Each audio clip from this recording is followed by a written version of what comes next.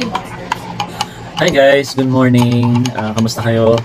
So, I just woke up. It's 4 a.m. now. Actually, 30 minutes ago na akong gising. Ako pa lang gising dito. And, ayun, magkape tayo. So, dahil nagkakape tayo, I want to share yung iniinom ko.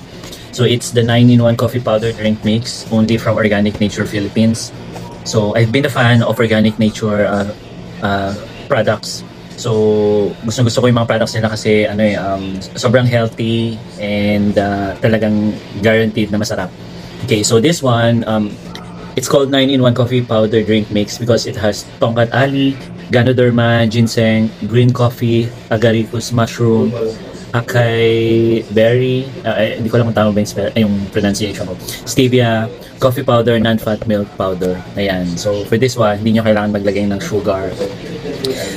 Napaka-creamy niya and yung pait niya sobrang tama lang. Hindi siya yung pait na hindi maganda sa panlasa. So, okay, good siya sa akin.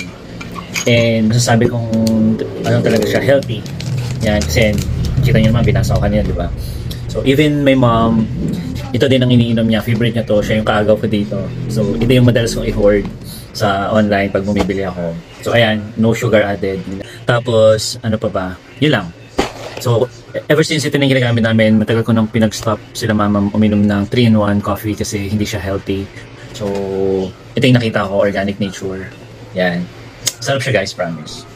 So, every morning, minsan pag sa gabi, pero ayun, ito talaga, masarap siya, promise. And magugustuhan nyo to.